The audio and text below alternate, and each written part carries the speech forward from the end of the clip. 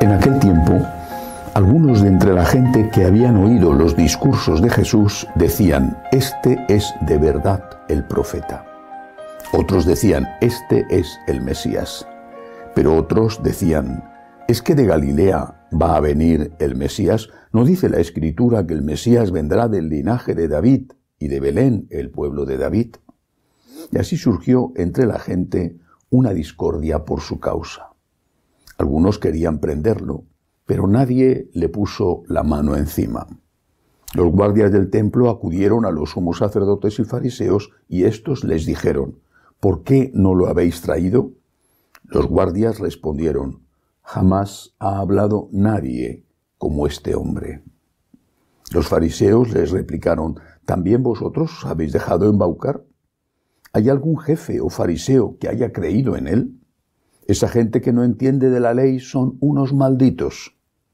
Nicodemo, el que había ido en otro tiempo a visitarlo y que era fariseo, les dijo: «¿Acaso nuestra ley permite juzgar a nadie sin escucharlo primero y averiguar lo que ha hecho?». Ellos le replicaron: «¿También tú eres Galileo? Estudia y verás que de Galilea no salen profetas». Y se volvieron cada uno a su casa. Palabra del Señor. Gloria a ti, Señor Jesús. No sé cómo habrá sido en otras épocas pasadas, pero desde luego en la nuestra, continuamente estamos siendo requeridos para dar razón de nuestra fe. ¿Por qué somos católicos? ¿Por qué? Estamos siendo requeridos desde fuera y desde dentro. Es decir, los que no tienen fe a veces en la propia casa te acosan, incluso a veces, no digo físicamente, pero sí verbalmente, con una cierta agresividad. Pero también desde dentro de la iglesia te pueden sentir acosado, también con agresividad.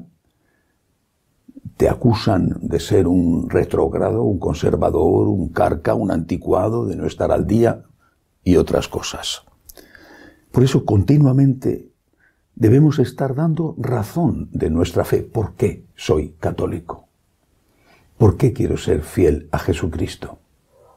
Y este acoso externo, muy próximo en ocasiones, este acoso también hace mella en nosotros. No somos indiferentes, inmunes a lo que nos rodea y a la caída de la práctica religiosa, al descreimiento generalizado, a la apostasía masiva. También nosotros nos hacemos esa pregunta: ¿por qué soy católico? Tenemos que responder a ella y nos la preguntamos a nosotros mismos: ¿por qué soy católico?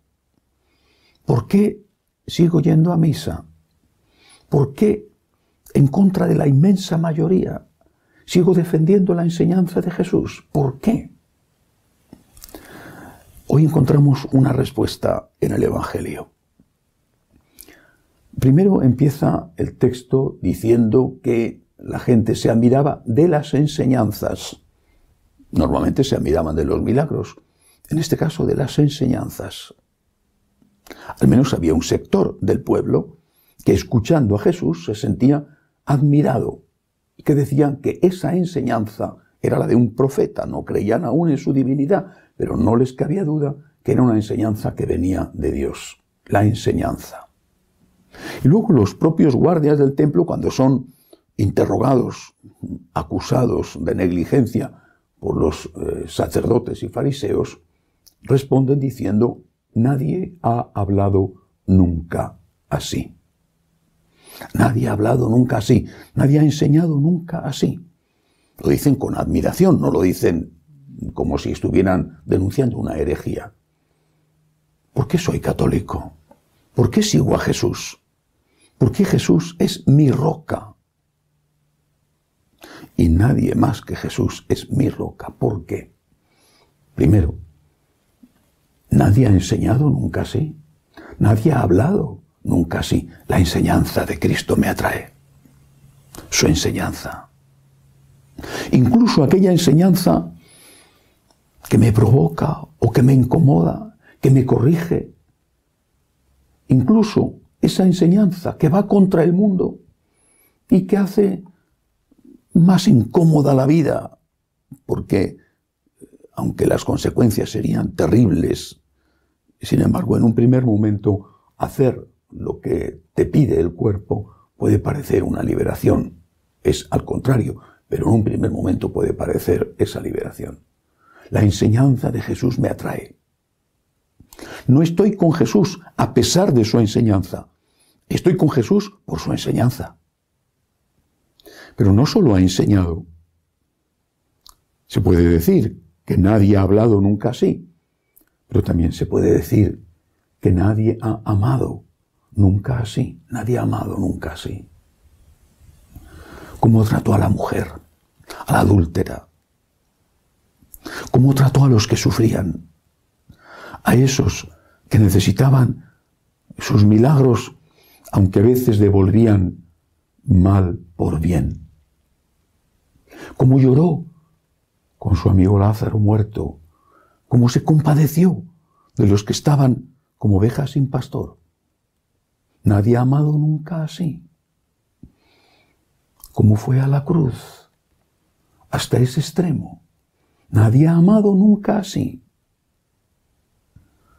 Y luego, nadie ha perdonado nunca así. No solamente en la cruz, sino también en la cruz.